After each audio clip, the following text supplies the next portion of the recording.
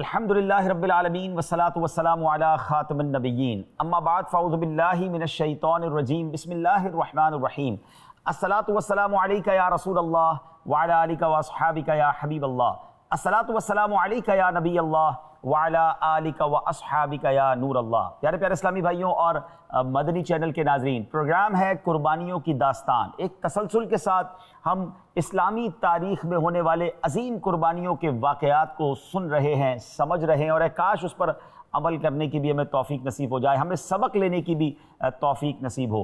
سب سے پہلے ہم نے اپنے پروگرام میں انبیاء کرام کی قربانیوں کے بارے میں کچھ جانا، پھر سرکار دو عالم علیہ الصلوۃ والسلام کی مبارک سیرت کے بارے میں ہم نے الحمدللہ کچھ مدنی پھول حاصل کیے اور ان کی قربانیاں اور ان کے صبر و استقلال کے بارے میں سمجھنے کی کوشش کی۔ اس کے بعد الحمدللہ ہمارے پروگرام میں ہم نے صحابہ کرام علیہم رضوان کی قربانیوں کے بارے میں کچھ جانا، مسلسل 2-3 سلسلے ہوئے، مگر آج بات کریں گے اہل بیت اطہار کی، نبی پاک علیہ الصلوۃ والسلام کے مبارک خاندان کی۔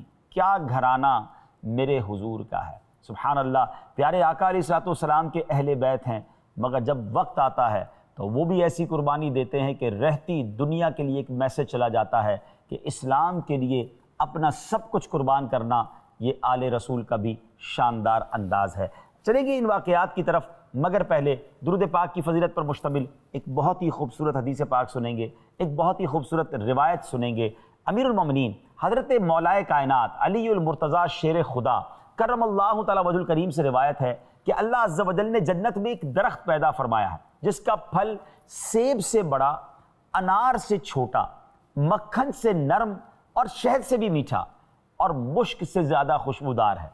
ناظرین ذرا غور کیجیے کیسا پھل ہے، اس کی یعنی کیسا دکھتا ہے یہ بھی بتایا گیا، اور اس کا ذائقہ کیسا ہے دوبارہ بتاتا ہوں۔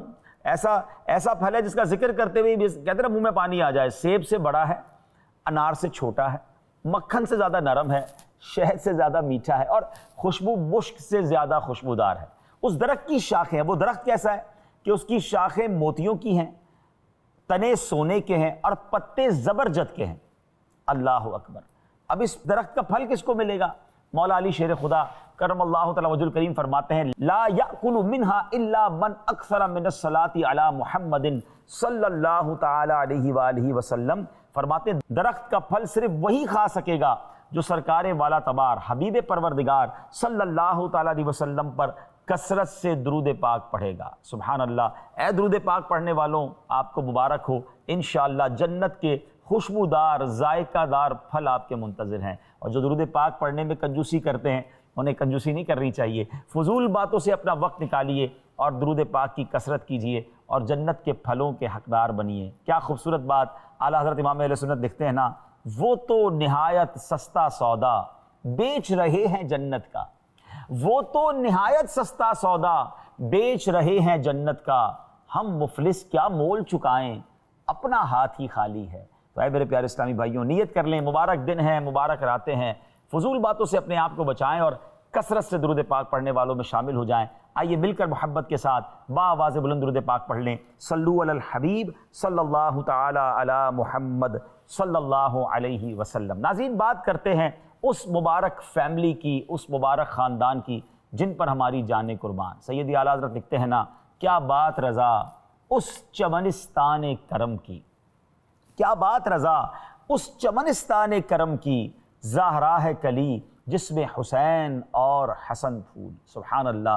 نبی پاک کے گھرانے کی تو کیا شان ہے، ان کا مرتبہ کتنا عرفہ و اعلیٰ ہے، مگر جب جب راہ خدا میں قربانی دینے کی بات آتی ہے، جب جب دین متین کی بارے میں سازشیں ہوتی ہیں تو اہل بیت اطہار کسی معاملے میں پیچھے نہیں رہتے، بلکہ لیڈ فرام دا فرنٹ کا کردار ادا کیا۔ اور سبحان اللہ، واقعہ کربلا کو کون بھول سکتا ہے؟ یہ ایک ایسا واقعہ ہے جو رہتی دنیا کے لیے ایک درس ہے، رہتی دنیا کے لیے ایک پیغام ہے۔ کیا خوبصورت شعر شاعر لکھتے ہیں نا کہ قتل حسین اصل میں مرگ یزید ہے۔ ٹھیک ہے، اس واقعے میں امام حسین رضی اللہ تعالیٰ عنہ اپنے خاندان والوں کے ساتھ شہید ہو گئے، مگر شہادت کے ساتھ مقابلے میں ہارے نہیں، بلکہ ایسی فتح حاصل کی کہ ساری زندگی قیامت تک کے لیے اسلام کے پرچم کو سر بلند کر دیا۔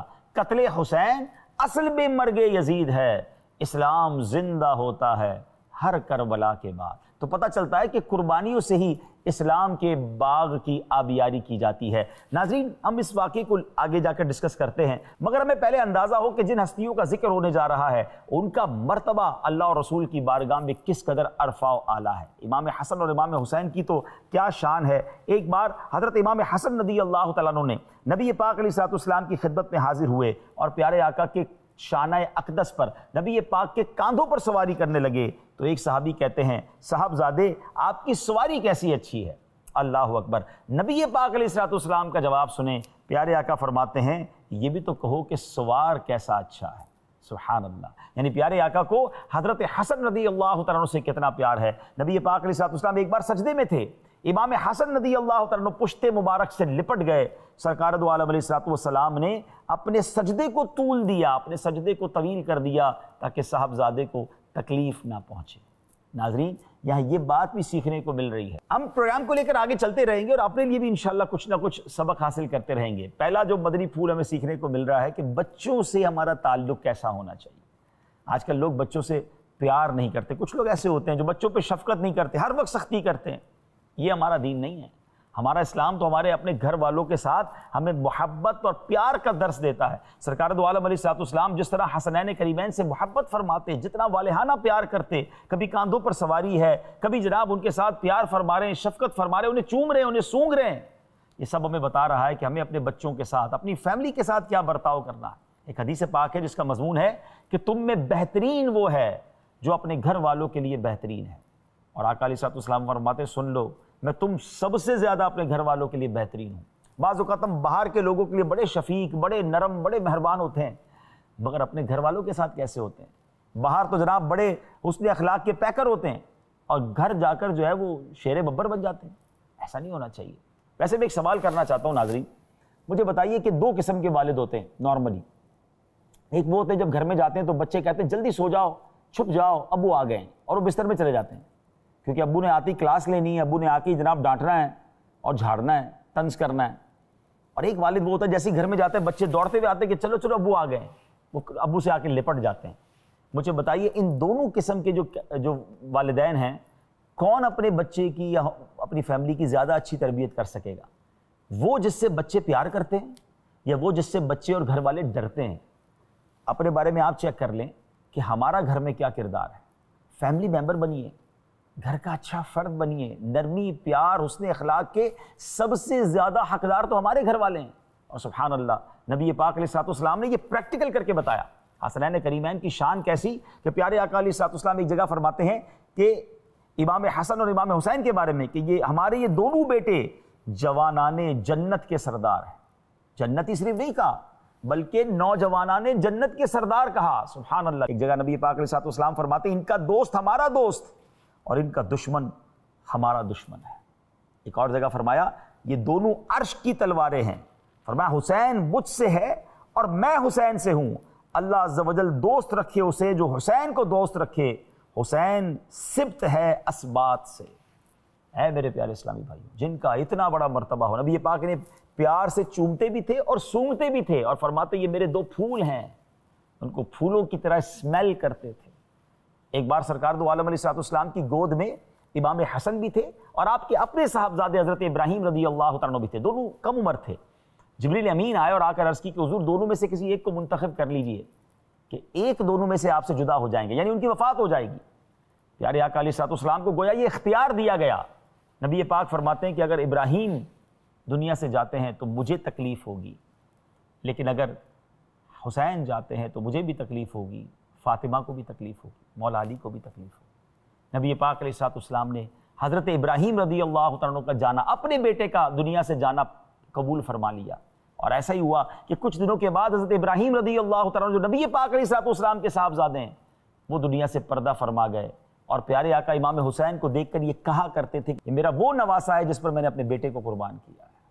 ناظرین، یہ تمام مراتب، یہ تمام فضائل بیان کرنے کا مقصد یہ کہ جو اتنا لاڈوں سے، اتنا نازوں سے پلا ہوا ہو، پھر اس کو کسی امتحان میں ڈالنا نارملی لوگ پسند نہیں کرتے، مگر قربان جائیے رسول پاک علیہ السلام مولا علی کرم اللہ تعالی وجہ الکریم اور بی بی فاطمہ خاتون جنت رضی اللہ تعالیٰ عنہ کی تربیت پر کہ وہ امام حسین کو کس طرح قربانی کے لیے تیار کرتے رہے۔ جی ہاں، ان کو معلوم تھا، بچپن میں ہی یہ بات مشہور ہو گئی تھی مدینہ منورہ میں کہ امام حسین رضی اللہ تعالیٰ عنہ شہید کر دیے جائیں گے۔ جی ناظرین، آئیے میں آپ کو سناتا ہوں۔ ہوا یہ کہ سرکار دو عالم علیہ السلام ایک بار حضرت ام سلمہ رضی اللہ تعالیٰ عنہ کے کاشانے میں تشریف فرما تھے۔ ایک فرشتہ حاضر ہوا جو اس سے پہلے کبھی حاضر نہیں ہوا تھا، اور نبی پاک علیہ السلام کی بارگاہ میں حاضری کا اجازت لے کر، اذن لے کر حاضر ہوا، اور نبی پاک علیہ السلام نے ام المومنین سے فرمایا کہ دروازے کی نگہبانی رکھو، کوئی آنے نہ پائے۔ اتنے میں سیدنا امام حسین رضی اللہ تعالیٰ عنہ دروازہ کھول کر پیارے آقا کی خدمت میں حاضر ہو گئے۔ نبی پاک علیہ السلام پیار فرمانے لگے۔ فرشتے نے عرض کی، حضور نے چاہتے ہیں؟ فرمایا ہاں۔ عرض کی وہ وقت قریب آتا ہے کہ حضور کی امت انہیں شہید کرے گی، اور حضور چاہیں تو وہ زمین حضور کو دکھا دوں جہاں یہ شہید کیے جائیں گے، یعنی وہ جگہ بھی دکھا دوں۔ پھر سرخ مٹی، اور ایک روایت میں ہے کہ ایک میں ہے کہ کنکریاں حاضر کیں۔ نبی پاک علیہ السلام نے ان کو سونگ کر فرمایا، ریح کرب و بلا، بے چینی اور بلا کی بو آتی ہے۔ ام المومنین رضی اللہ تعالیٰ عنہ کو وہ مٹی نبی پاک علیہ السلام نے عطا کر دی، اور ارشاد ہوا جب یہ خون ہو جائے تو سمجھ لینا کہ حسین شہید ہو چکے ہیں۔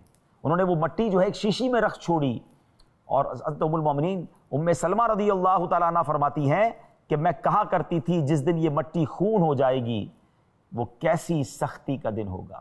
اللہ اکبر۔ یعنی ناظرین ذرا سوچئے، نبی پاک کو معلوم تھا امام حسین شہید کر دیے جائیں گے، اور صرف پیارے آقا علیہ السلام کو نہیں، اور صحابہ کرام کو، مولا علی کو بھی معلوم تھا، بی بی فاطمہ کو بھی معلوم تھا۔ ایک اور روایت میں آتا ہے کہ حضرت امیر المومنین مولا علی کرم اللہ تعالی وجہ الکریم ایک بار صفین کو جا رہے تھے تو زمین ایک کربلا کے قریب سے گزرے، نام پوچھا لوگوں سے کون سی جگہ ہے؟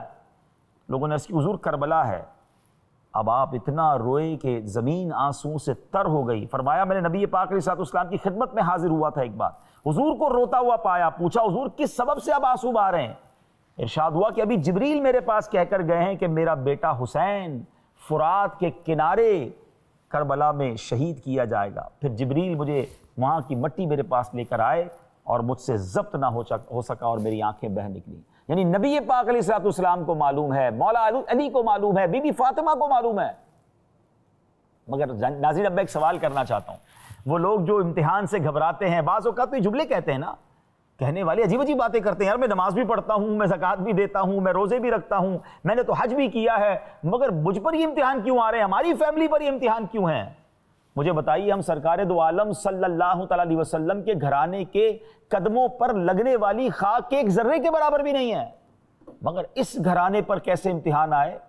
مگر یہ سارے راضی ہیں، سارے ریڈی ہیں۔ میں ایک سوال کرنا چاہتا ہوں ناظرین، بی بی فاطمہ خاتون جنت رضی اللہ تعالیٰ عنہ کتنا پیار کرتی تھی امام حسین سے، مولا علی کس قدر پیار کرتے تھے، اور یہ جانتے تھے کہ سرکار دو عالم علیہ السلام کی دعائیں رد نہیں ہوتی، آپ تو رب کے حبیب ہیں نا۔ مگر کبھی ایسا ہوا کہ بی بی فاطمہ یا مولا علی نے آ کر نبی پاک سے عرض کیا ہو کہ حضور آپ کی دعائیں تو رب رد نہیں فرماتا، آپ دعا کریں کہ حسین پر آنے والا جو امتحان ہے، جو آپ بتاتے ہیں کہ شہید کر دیے جائیں گے، وہ ٹال دیا جائے؟ مگر کیا سرکار دو عالم علیہ السلام نے دعا کی، اللہ کی بارگاہ میں التجا کی؟ اللہ اکبر، یہ بڑا اہم نکتہ ہے۔ they all knows، وہ سب جانتے تھے۔ مدینہ شریف میں یہ خبر مشہور تھی کہ امام حسین شہید کر دیے جائیں گے۔ امام حسین ہی نبی پاک سے کبھی عرض کر دیتے کہ نانا جان آپ اتنا مجھ سے پیار کرتے ہیں اور آپ کہتے بھی ہیں کہ میں شہید ہو جاؤں گا، آپ اللہ سے دعا کریں نا یہ امتحان ٹل جائے۔ اللہ اکبر، ایوری بڈی نوز، سب کو معلوم تھا، مگر سب امتحان کی تیاری کر رہے تھے۔ امام حسین کو پالا جا رہا تھا، ان کی پرورش کی جا رہی تھی تاکہ یہ خاندان کا عظیم چشم و چراغ جو ہے اس خاندان کے نام کو اور روشن کرے، اپنا سب کچھ قربان کر دے، مگر دین کے پرچم کو سرنگوں نہ ہونے دے۔ اللہ اکبر، یہ کیسا درس ہے۔ کربلا کے واقعے کی تو بعد میں بات کرتے ہیں، واقعے سے پہلے کی بات تو کریں نا۔ ہمارا یہ حال ہے، ہمیں پتہ چل جائے ہمارے اوپر کوئی امتحان آنے والا ہے، ہم پریشان ہو جاتے ہیں، مگر وہ سب راضی ہیں۔ یہ ہے صبر و رضا کا پیکر ہونا، یہ ہے اسلام کے لیے قربانی دینا۔ جس ماں باپ کو پتا ہو کہ میرا بیٹا جوانی میں شہید کر دیا جائے گا، میرے بیٹے کو آگے جا کے تکلیف ہوگی، کتنی تکلیف ہوتی ہے ان ماں باپ کو، مگر ان کی زبان پر تو شکوہ نہیں تھا، زبان پر شکوہ رنج و علم لایا نہیں کرتے، زبان پر شکوہ رنج و علم لایا نہیں کرتے، نبی کے نام لیوا غم سے گھبرایا نہیں کرتے۔ ناظرین، کربلا کا واقعہ کیوں ہوا؟ اب تھوڑا سا میں اس کا سینیریو آپ کو بتاتا ہوں۔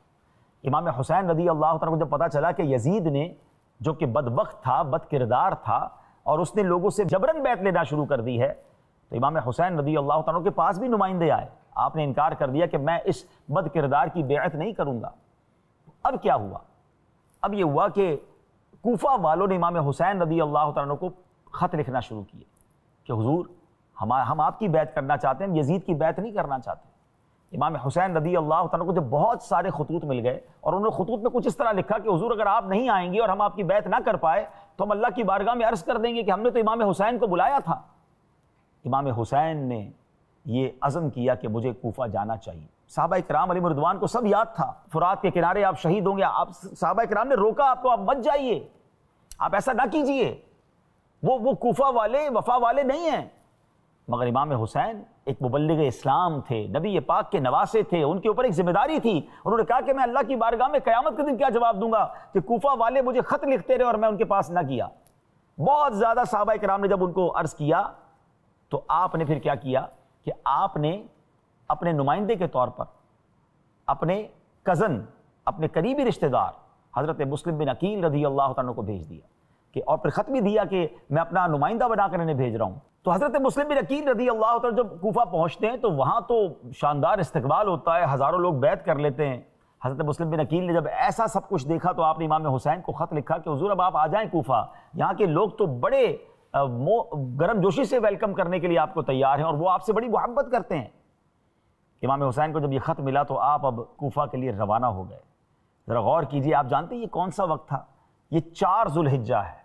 مکہ، پہلے آپ مدینہ منورہ سے مکہ پاک آئے، اور مکہ مکرمہ میں جب خط ملا تو آپ اب کوفہ کے لیے روانہ ہو گئے۔ یہ کتنی بڑی ایک اور قربانی ہے، قربانیوں کی داستان سن رہے ہیں نا۔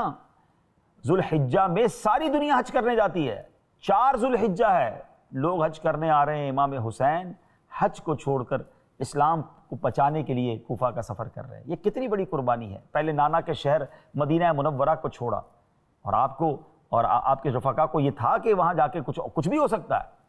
ساری زندگی جس کی مدینے میں گزری ہو، ذرا سوچیے اس کو مدینہ چھوڑنا کتنا مشکل لگا ہوگا۔ یہ کتنی بڑی قربانی ہے۔ پھر حج کے دنوں میں کعبے کو چھوڑ کر کوفہ جا رہے ہیں۔ راستے ہی میں آپ کو اطلاع مل گئی کہ حضرت مسلم بن عقیل کو شہید کر دیا گیا، کوفہ والوں نے بے وفائی کر لی ہے۔ ناظرین، اب سوچیے کتنا بڑا مرحلہ ہوگا کہ 72 لوگ ہیں اور اس میں بھی بچے ہیں، خواتین ہیں۔ یہ لڑائی کے لیے نہیں گئے تھے۔ کوئی لڑائی کے لیے بچوں کو لے کر جاتا ہے کیا؟ فیملی کو لے کر جاتا ہے کیا؟ تیاری تھی، کتنے ہتھیار تھے؟ وہ تو مہمان بن کر جا رہے تھے، ان کو تو ریکویسٹ کر کے بلایا گیا تھا۔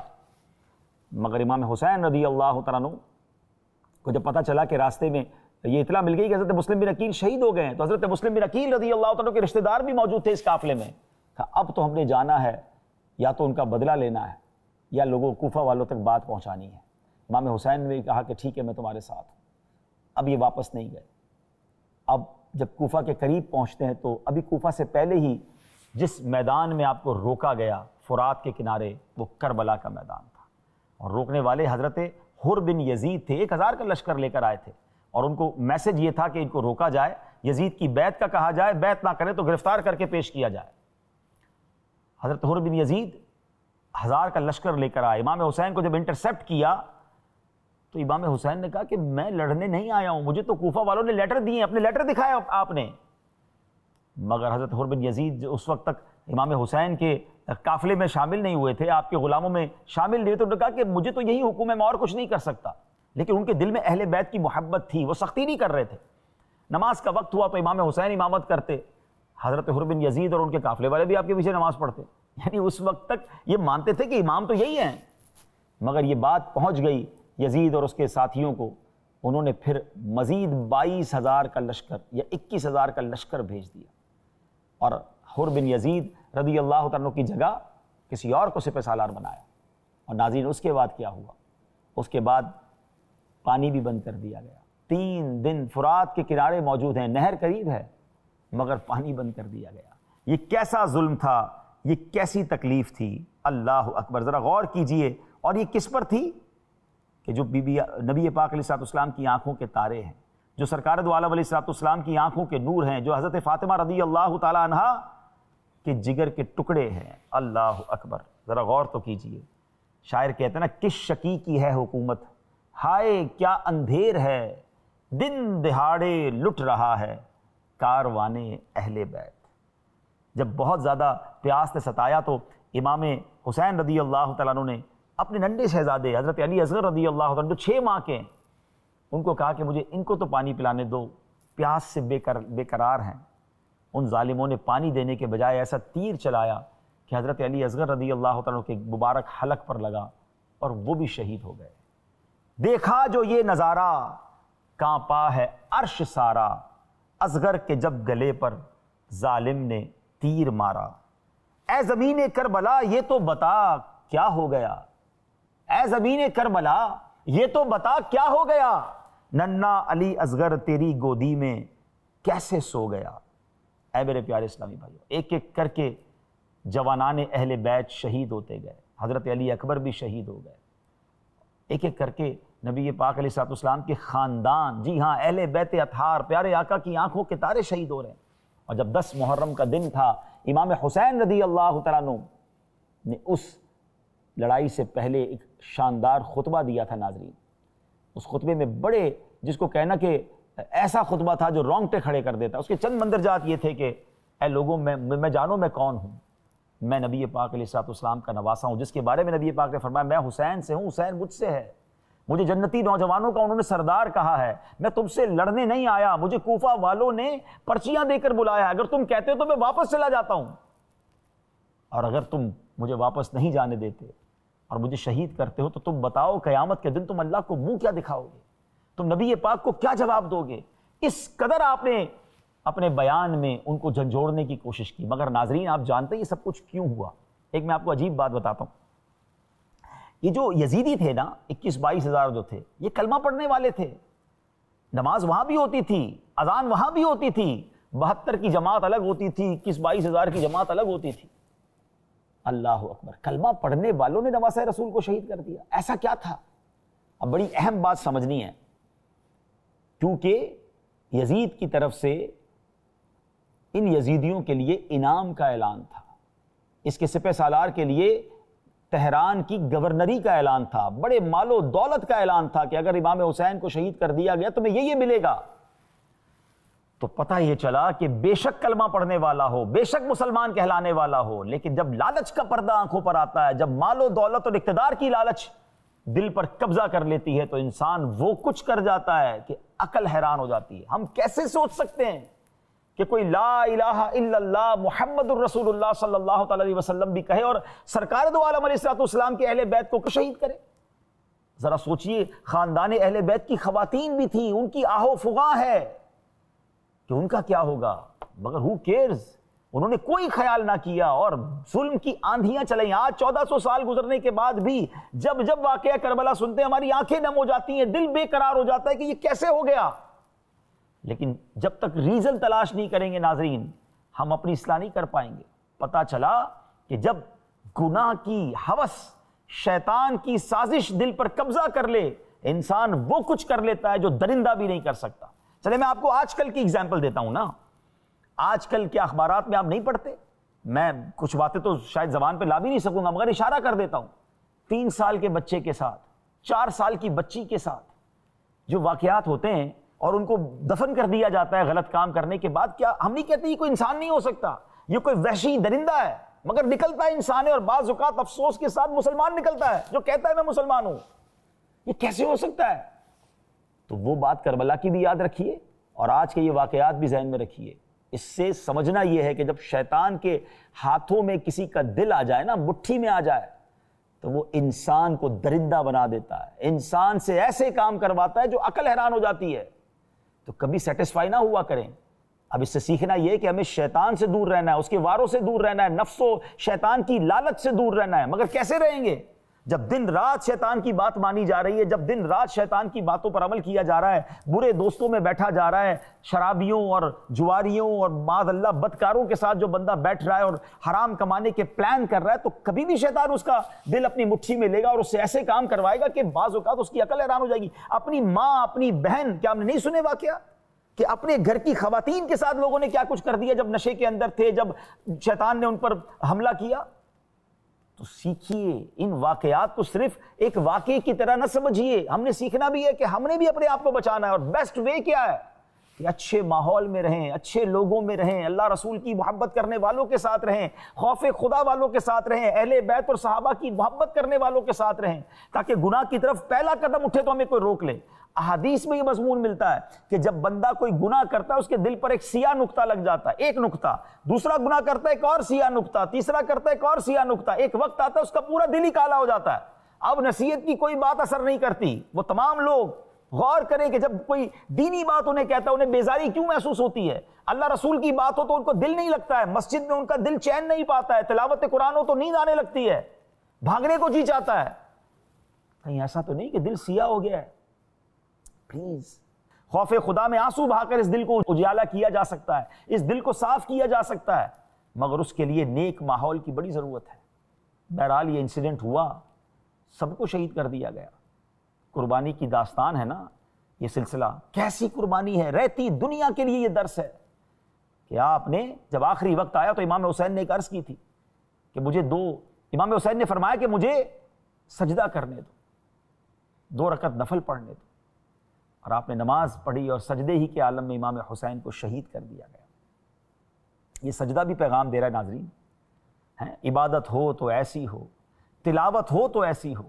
سر شبیر تو نیزے پر بھی قرآن سناتا ہے، یعنی تلواروں کے سائے میں آپ نماز پڑھ رہے ہیں، اور جب آپ کا سر اقدس نیزے پر اٹھایا گیا تو آپ کے سر اقدس سے تلاوت کی آواز آ رہی ہے. یہ سجدہ، یہ تلاوت ہمیں بتا رہی ہے کہ ہم تو تلواروں کے سائے میں بھی نماز نہ چھوڑیں. اور اے اہل بیت کے چاہنے والوں، کربلا والوں کی یاد منانے والوں، ہم کربلا کی نیاز تو بڑے شوق سے کرتے ہیں. کہ ہمارا کام صرف کھچڑا بنانا، نیاز کرنا، نعرے لگانا ہی ہے؟ وہ کربلا کے میدان میں نمازیں پڑھیں اور آپ اپنے گھروں میں بیٹھ کر ٹھنڈی چھاؤں میں نماز نہ پڑھیں. ان کا سر اقدس نیزے پر تلاوت کرے اور ہم سارا سال قرآن پاک بلکہ قرآن پڑھنا ہی ہمیں نہ آئے. بتائیے نا، ہم کہتے تو ہیں حسینی ہیں، ہونا بھی حسینی چاہیے، یزیدی تھوڑی ہونا ہے. مگر میں 2-3 باتیں کر کے اپنی بات ختم کرتا ہوں، ایک پیغام دے کر جانا چاہتا ہوں. مجھے بتائیے کربلا کی راتوں میں کیا ہوا تھا. جب یہ 10 محرم سے پہلے جو راتیں تھی نا، 2 خیمے لگے ہوئے تھے. ایک خیمے میں تلاوت ہے، دعائیں ہیں. اس رات بڑی گریہ وزاری تھی اللہ کی بارگاہ میں. شہدائے کربلا، اہل بیت اطہار دعائیں کرتے رہے، عبادت کرتے رہے، سجدے کرتے رہے. مگر یزیدی لشکر کے خیموں میں ناچ گانے تھے، رنگ رلیاں تھیں، شراب تھی. مجھے بتائیے ہماری راتیں کیسی گزرتی ہیں آج؟ یزیدی طریقے پر یا حسینی طریقے پر؟ شراب پینے والا کیسے کہتا ہے میں یہ حسینی ہوں؟ جوا کھیلنے والا کیسے کہتا ہے میں حسینی ہوں؟ نماز قضا کرنے والا یہ کیسے کہہ سکتا ہے میں حسینی ہوں؟ بے پردہ بے حیا عورتوں سے دوستیاں لگانے والا، رنگ رلیاں منانے والا کیسے کہہ سکتا ہے میں حسینی ہوں؟ پوچھیے اپنے آپ سے. اگر حسینی ہیں تو کربلا کا میدان نماز کا درس دیتا ہے، کربلا کا میدان تلاوت کا درس دیتا ہے، کربلا کا میدان اللہ کی بارگاہ میں مناجات کا درس دیتا ہے. خواتین کو کیسا درس مل رہا ہے کہ سامنے گھر کے افراد شہید ہو رہے ہیں مگر بے پردہ ہو کر باہر نہیں نکل رہی ہیں، اللہ کی رضا پر راضی ہیں. کربلا کا میدان ہماری ماؤں بہنوں کو پردے کا درس دیتا ہے. مصیبت تو دور کی بات ہے، آج تو خوشیوں میں بے پردگی ہو رہی ہے. شاپنگ سینٹر اور بازار آباد ہیں اور بے پردہ گھوم رہی ہیں اور کہتی ہیں ہم کربلا والوں سے محبت کرتی ہیں. اگر خاتون جنت کی کنیزیں ہیں تو پردہ اختیار کیجیے، حیا کی چادر اپنائیے.